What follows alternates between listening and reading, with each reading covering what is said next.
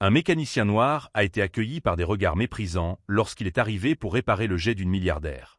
Quelques minutes plus tard, celle-ci surprenait le monde entier. Des éclats de rire ont résonné dans le hangar lorsque Marcus Jennings a garé son vieux pick-up sur la piste privée de l'aéroport international de Westlake. À travers les vitres trempées du terminal VIP, des cadres en costumes impeccables échangeaient des regards incrédules et moqueurs, tandis que le mécanicien noir de 38 ans, les mains marquées par les cicatrices du travail, déchargeait sa boîte à outils usée. « C'est l'expert que vous avez appelé pour le jet de Madame Evans ?» demanda Richard Hastings, directeur des opérations chez Evans Aerospace, sans cacher son mépris. « Je croyais que nous avions demandé le meilleur technicien de la région, pas quelqu'un qui semble sortir d'un garage de fortune. » Marcus entendit la remarque, mais garda son sang-froid. Il avait l'habitude de ce genre de commentaires. Ce que personne ne savait, c'est que ses mains avaient sauvé plus d'avions de luxe que tous les techniciens certifiés de cet aéroport réunis. 15 ans passés à réparer des jets privés, 4 prix nationaux d'excellence technique, et pourtant, son visage faisait plus impression que son CV. « L'avion de Madame Evans doit décoller dans 2 heures, informa le superviseur de piste, en gardant une distance calculée. Nos techniciens n'ont pas réussi à identifier le problème. Si vous ne le résolvez pas à temps, nous allons appeler l'équipe d'Atlanta. » Le Gulfstream G650 brillait sous le soleil matinal comme un bijou inaccessible de 65 millions de dollars. Alors que Marcus s'approchait, il remarqua des yeux qui le suivaient à travers les fenêtres du terminal. Des yeux critiques, des yeux dubitatifs et une paire d'yeux différents. Observateur, calculateur, intrigué. « Laissez-le travailler », ordonna une voix féminine, tranchant le silence comme une lame. Alexandra Evans, 43 ans, PDG d'Evans Aerospace et propriétaire du jet, traversa la piste d'un pas décidé. Son tailleur bleu marine contrastait avec ses cheveux bruns impeccablement coiffés. Elle ne regarda pas les cadres, seulement Marcus. « Combien de temps vous faut-il » ?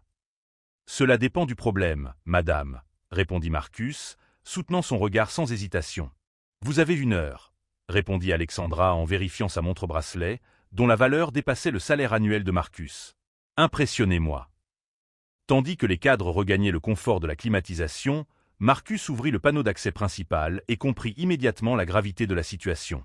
Le système de pressurisation présentait une défaillance catastrophique que les techniciens précédents avaient confondue avec un simple problème électrique. Si l'avion décollait dans cet état, la cabine se dépressuriserait à 45 000 pieds, tuant tout le monde à bord. Ses mains bougeaient avec une précision chirurgicale tandis qu'il se mettait au travail. Personne ne se rendait compte qu'il ne faisait pas seulement des réparations, mais qu'il sauvait des vies. Du coin de l'œil, il remarqua qu'Alexandra Evans l'observait attentivement à travers la vitre, son regard différent de celui des autres. Ce n'était pas du mépris. C'était de la reconnaissance. 30 minutes plus tard, le problème était résolu. Marcus ferma le panneau, s'essuya les mains sur un chiffon usé et commença à rassembler ses outils. Son travail était terminé. Aucun remerciement ne serait nécessaire, comme c'était rarement le cas. Pour des gens comme lui, faire un travail parfait était la norme, jamais un motif de célébration. C'est alors qu'Alexandra Evans sortit à nouveau du terminal, seule cette fois. Elle se dirigea directement vers Marcus, ignorant les regards perplexes de son équipe. « Combien de temps leur aurait-il fallu pour découvrir le vrai problème » demanda-t-elle d'une voix maîtrisée. « Ils ne l'auraient jamais découvert », répondit Marcus sans détour. L'avion se serait écrasé avec tout le monde à bord avant cela. Le silence qui suivit fut pesant comme du plomb. Les yeux d'Alexandra examinèrent Marcus avec une intensité déconcertante. « Venez avec moi », ordonna-t-elle, surprenant tout le monde, en particulier Richard Hastings, qui observait la scène avec un malaise croissant. Maintenant. Ce que personne dans cet aéroport ne pouvait imaginer, c'est que ce moment ne concernait pas seulement un jet réparé ou des vies sauvées. C'était le début d'une histoire qui allait remettre en question des préjugés ancrés depuis des générations et révéler des vérités que l'élite de l'aviation avait tenté de cacher pendant des décennies. La plus importante, l'homme qui venait de sauver cet avion avait conçu le système de pressurisation qui équipait la moitié de la flotte d'Evans Aerospace, un système pour lequel Richard Hastings avait reçu tous les honneurs et toutes les promotions. Si cette histoire sur les préjugés et la reconnaissance vous a touché, abonnez-vous à la chaîne pour découvrir comment une vie entière de discrimination peut être transformée en triomphe par un simple acte de justice. Qui aurait cru que la décision qu'Alexandra Evans allait prendre dans les minutes suivantes allait non seulement changer la vie de Marcus, mais aussi ébranler les fondations de toute une industrie. Les regards des cadres suivirent Marcus et Alexandra alors qu'ils s'éloignaient de l'avion, laissant derrière eux une traînée de spéculations et de chuchotements nerveux. Richard Hastings observait la scène, le visage crispé en une masque d'inquiétude, le corps tendu comme une corde de violon sur le point de rompre. « Mon bureau. Maintenant » ordonna Alexandra en conduisant Marcus vers une zone du terminal où seuls quelques employés étaient autorisés à entrer. Pas un mot ne fut échangé pendant le trajet, seul le bruit de leurs pas résonnait dans les couloirs polis. Le bureau privé se révéla être un mélange parfait de luxe et de fonctionnalité. Alexandra ferma la porte, indiqua une chaise à Marcus et s'assit derrière son bureau. « Vous m'avez dit votre nom complet ?» demanda-t-elle, ses yeux étudiant chaque détail de son apparence. « Marcus Jennings. » Un silence pesant envahit la pièce, tandis qu'elle tapait quelque chose sur sa tablette.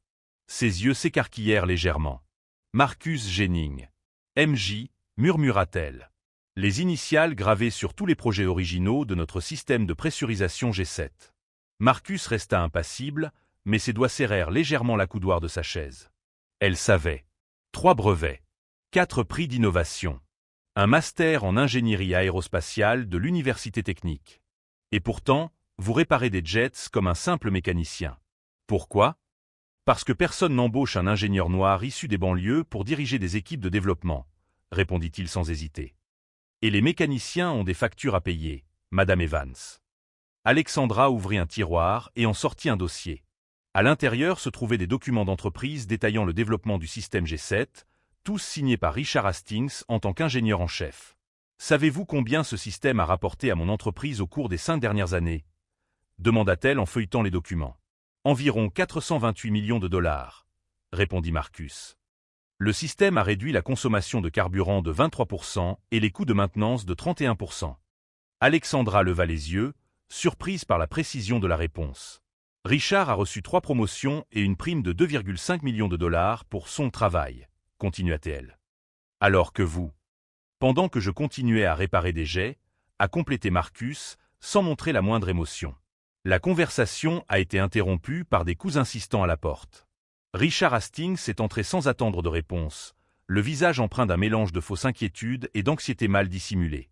Alexandra, le conseil vous attend en vidéoconférence. Nous devons discuter de...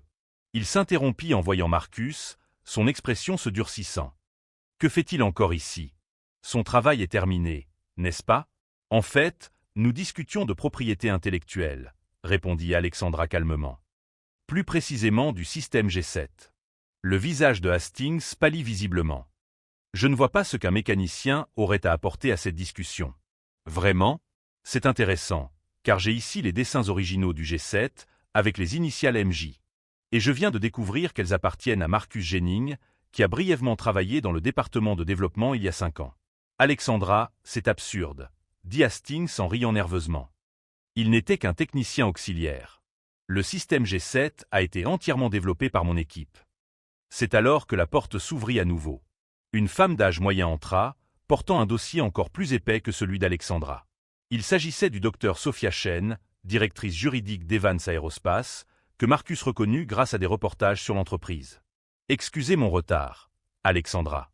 J'ai dû revérifier les registres de propriété intellectuelle, dit-elle en saluant poliment Marcus avant de se tourner vers Hastings avec un regard glacial. Et oui, j'ai tout confirmé. La signature numérique sur les fichiers originaux correspond à celle de M. Jennings, pas à la vôtre, Richard. Hastings sembla s'étouffer avec ses propres mots. Il doit y avoir une erreur. Il travaillait sous ma supervision. Toute contribution mineure. Mineure?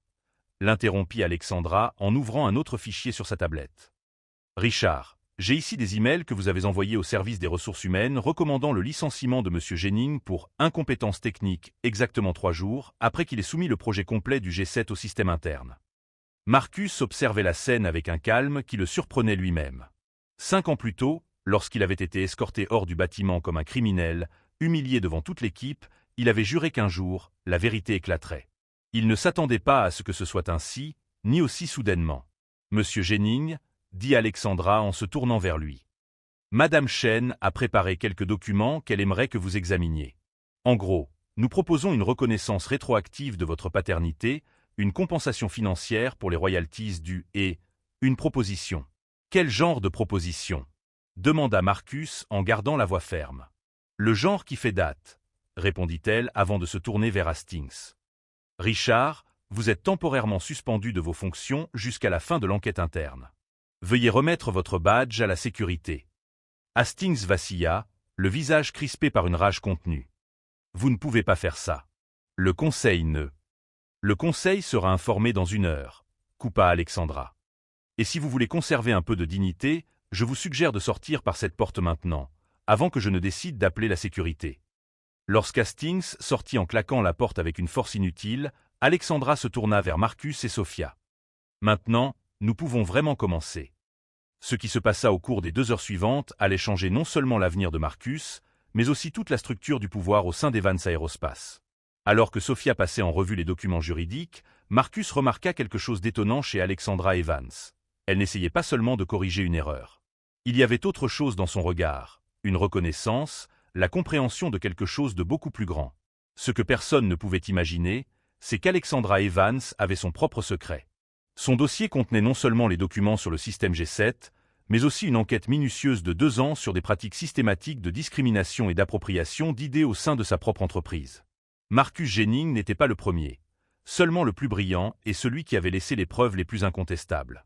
Et Alexandra avait patiemment attendu le moment idéal pour démanteler tout le système de l'intérieur. Pendant ce temps, dans le parking de l'aéroport, Richard Hastings passait un appel désespéré à ses collègues du conseil d'administration. Son empire s'effondrait, mais il avait encore une carte dans sa manche. Des documents et des alliances qui pourraient non seulement détruire la carrière de Marcus, mais aussi ébranler Alexandra Evans elle-même. Ce qu'il ne savait pas, c'est que chacun de ses mouvements était surveillé, chaque appel enregistré, et que la véritable bataille ne faisait que commencer. La salle de réunion privée d'Alexandra Evans était un monde à part du reste de l'aéroport. Marcus s'assit inconfortablement dans le fauteuil en cuir tandis qu'elle fermait la porte, les isolant du brouhaha du terminal. Le système de pressurisation que vous avez réparé, commença Alexandra, est une version modifiée du G7, n'est-ce pas? Marcus garda un visage impassible. Oui, madame. Un système que Richard Hastings aurait conçu et pour lequel il a reçu une prime à 7 chiffres. Elle fit glisser un dossier sur la table. Un système qui, curieusement, porte les initiales d'MJ sur les plans originaux. Le silence régna entre eux pendant quelques secondes. Il y a 5 ans, poursuivit Alexandra, vous étiez ingénieur junior chez Evans Aerospace. Vous avez été licencié pour incompétence technique, 3 jours après avoir soumis un projet complet au département de développement. J'ai des factures à payer, répondit Marcus calmement. Les mécaniciens aussi ont des factures à payer. Alexandra se pencha en avant. Vous savez ce que j'ai découvert d'autre, monsieur Jennings? Vous n'êtes pas le seul. Au cours des 10 dernières années, 7 employés talentueux ont été licenciés dans des circonstances similaires. Tous noirs ou latino-américains. Tous peu après avoir apporté des innovations significatives. La porte s'ouvrit et une femme d'âge moyen entra, portant une tablette. Désolé d'être en retard. Marcus, voici le docteur Vanessa Chen, notre nouvelle directrice juridique. Vanessa mène une enquête depuis 8 mois. L'avocate acquiesça. Monsieur Jennings, nous avons des preuves substantielles d'appropriation systématique de propriété intellectuelle au sein d'Evans Aerospace. Votre cas n'est que la partie émergée de l'iceberg. Dans l'esprit de Marcus, des flashs se succèdent. Les nuits passées à travailler seul dans le laboratoire, l'excitation lorsqu'il a résolu le problème de pressurisation que personne n'arrivait à déchiffrer, le regard calculateur de Hastings lorsqu'il a vu les résultats, l'humiliation publique d'être escorté hors du bâtiment. « Pourquoi me dites-vous cela » demanda-t-il. « Parce que j'ai besoin de votre aide » répondit Alexandra. Richard Hastings contrôle la moitié du conseil d'administration. Il a des amis puissants. J'ai besoin de preuves irréfutables pour le faire tomber. Et qu'est-ce que j'y gagne? La reconnaissance. Une compensation financière pour les droits d'auteur. Et elle hésita brièvement. Le poste de directeur de l'innovation qui aurait dû être le vôtre il y a 5 ans. Marcus faillit éclater de rire. Vous pensez vraiment que le conseil accepterait un mécanicien noir comme directeur? Alexandra sourit pour la première fois. Ils n'auront pas le choix quand ils comprendront ce qui est en jeu. Le docteur Chen fit glisser un document sur la table. Voici un accord de confidentialité. Tout ce dont nous discuterons ici. Ils furent interrompus par des coups insistants. Richard Hastings entra sans attendre de réponse, le visage masqué par une fausse inquiétude. Alexandra, le conseil d'administration attend. Et pourquoi cet employé externe est-il encore ici? Nous discutions du système G7, répondit Alexandra calmement. Le visage de Hastings pâlit légèrement. Je ne vois pas ce qu'un mécanicien pourrait apporter à l'ingénierie de pointe. Fascinant, n'est-ce pas? Alexandra montra un schéma sur sa tablette. Ce sont les dessins originaux. Avec les initiales MJ. Marcus n'était qu'un technicien auxiliaire, dit Hastings en riant nerveusement. Toute contribution mineure. Mineure? L'interrompit Alexandra. J'ai des emails de votre part recommandant le licenciement de M. Jennings pour incompétence technique, 3 jours après qu'il ait soumis ce projet. Hastings retrouva rapidement son sang-froid.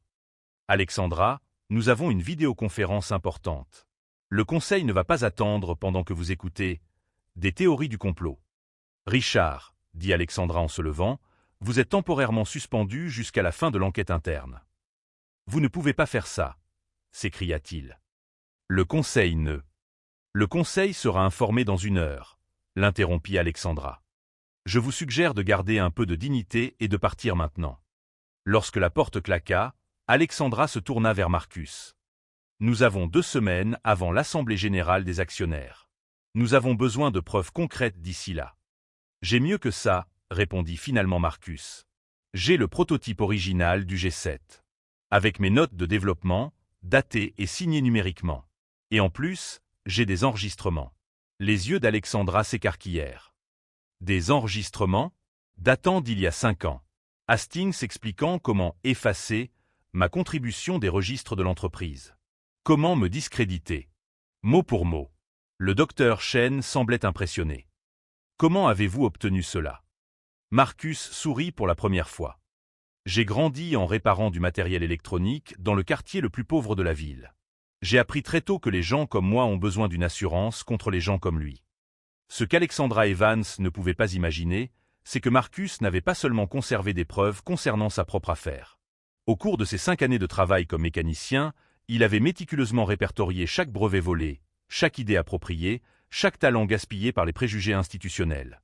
Son apparence d'homme simple était son meilleur camouflage. Tout en réparant les jets de milliardaires, il collectait secrètement le carburant nécessaire pour mettre le feu à tout un système. Richard Hastings pensait avoir affaire à un simple mécanicien humilié. Il était sur le point de découvrir qu'il avait affaire non seulement à un génie de l'ingénierie, mais aussi à un stratège patient qui avait transformé 5 années d'invisibilité forcée en une arme parfaite contre ceux qui le sous-estimaient. 6 mois plus tard, le siège social d'Evans Aerospace était méconnaissable. L'étage de la direction, autrefois exclusivement occupé par des hommes blancs, reflétait désormais la diversité qu'Alexandra Evans avait promis de mettre en œuvre. Au cœur de ce nouveau chapitre se trouvait Marcus Jennings, qui n'était plus un mécanicien anonyme, mais le directeur de l'innovation technologique, à la tête de la division qui avait créé le système G7. La réunion extraordinaire des actionnaires, qui s'était tenue quelques mois auparavant, était entrée dans l'histoire des entreprises américaines. Alexandra Evans, accompagnée du Dr Chen, avait présenté des preuves irréfutables de discrimination systématique et d'appropriation intellectuelle, culminant avec l'enregistrement dévastateur de Richard Hastings. Nous devons nous débarrasser de ce mécanicien prétentieux, résonnait la voix de Hastings dans les haut-parleurs de l'auditorium bondé. Appropriez-vous le système, éliminez toute trace de son auteur. Qui croirait qu'un noir des banlieues a créé quelque chose d'aussi sophistiqué? Nos clients nous font confiance, pas à des gens comme lui. Le silence qui suivit fut rompu par un murmure croissant d'indignation. Les actions de l'entreprise chutèrent de 18% ce jour-là, mais ce qui suivit surprit même les plus sceptiques. J'aurais pu intenter des poursuites individuelles, expliqua Marcus lors de sa première interview au prestigieux magazine Aviation Technologie. Mais le problème était plus grave que Richard Hastings. Il était systémique. La solution proposée par Marcus et soutenue sans réserve par Alexandra était révolutionnaire. Créer un programme d'identification et de récompense de tous les employés dont la propriété intellectuelle avait été appropriée au cours des 10 dernières années. Plus encore, établir un fonds d'innovation destiné spécifiquement aux communautés historiquement marginalisées. Richard Hastings, quant à lui, faisait face à de multiples poursuites judiciaires. Ses qualifications professionnelles ont été révoquées et sa réputation détruite. L'homme qui avait autrefois ridiculisé Marcus sur la piste d'atterrissage ne trouvait plus d'emploi, même comme consultant dans des entreprises de 3e ordre. La vengeance n'était pas mon objectif, confia Marcus à Alexandra lors de l'inauguration du Centre de développement technologique communautaire, financé par Evans Aerospace. C'était la justice. C'était la visibilité. Le centre, situé exactement dans le quartier où Marcus avait grandi, offrait une formation technique avancée aux jeunes qui n'avaient pas accès à une éducation formelle de qualité. Sous sa direction, 3 brevets révolutionnaires avaient déjà été déposés par des étudiants du programme. Vous savez ce qui est ironique? demanda Alexandra en observant un groupe d'adolescents travaillant sur un prototype. Si Hastings avait simplement partagé le mérite avec vous, il serait toujours directeur.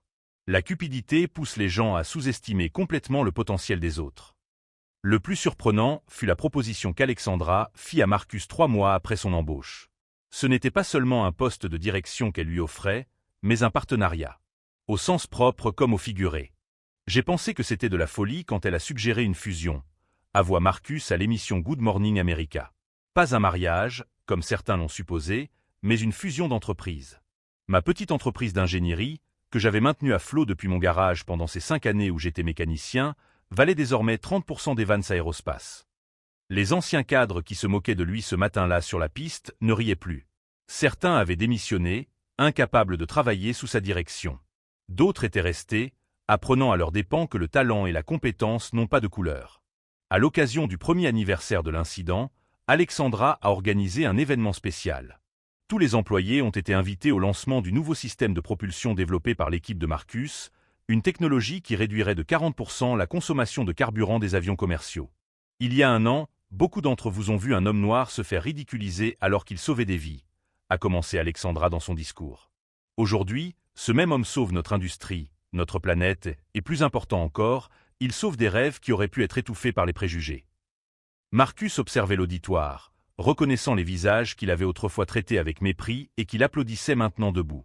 Il n'était pas fier de ce revirement particulier. Il savait que certains applaudissaient par intérêt et non par conviction sincère. Mais les jeunes ingénieurs d'origines diverses qui occupaient désormais des postes auparavant inaccessibles, pour eux, l'effort en valait la peine. Au premier rang, une silhouette inattendue. Sa mère, Madame Jennings, 72 ans, qui avait travaillé toute sa vie comme femme de ménage dans des immeubles de bureaux pour lui permettre de faire ses études. Ses yeux brillaient de larmes contenues. Le véritable changement, a conclu Marcus dans son discours, ne se produit pas lorsque des gens comme moi parviennent à briser le moule et à réussir. Il se produit lorsque nous ouvrons les portes et veillons à ce que le talent ne soit pas gaspillé à cause de préjugés absurdes. La véritable justice n'est pas seulement individuelle, elle est structurelle. L'histoire du mécanicien devenu copropriétaire a inspiré toute une génération de jeunes ingénieurs issus de communautés marginalisées. Des programmes similaires ont vu le jour dans d'autres entreprises, en partie sous la pression sociale, en partie parce qu'elles ont constaté le succès incontestable d'Evans Aerospace après avoir adopté la diversité non pas comme un slogan, mais comme une pratique concrète. Le succès n'a pas effacé les cicatrices d'une vie marquée par les préjugés, mais il a donné à Marcus une tribune puissante pour transformer son indignation en impact positif. Et tandis qu'il observait les jeunes étudiants dans son centre communautaire, il savait que sa plus grande victoire n'était pas son poste ou sa fortune, mais le regard de ces jeunes gens, libérés du poids du doute qu'il avait porté pendant des décennies. La meilleure réponse à la discrimination n'a jamais été le succès individuel, mais la création d'une voie que d'autres peuvent suivre, libérés des obstacles qui ont failli détruire leurs rêves. Si cette histoire de discrimination transformée en triomphe collectif vous a touché, abonnez-vous à la chaîne dès maintenant pour suivre d'autres récits de justice qui prouvent une vérité fondamentale. Parfois, le plus grand acte de dignité n'est pas seulement de surmonter les obstacles, mais de démolir les murs afin que personne d'autre n'ait à grimper aussi au juste pour avoir une chance équitable.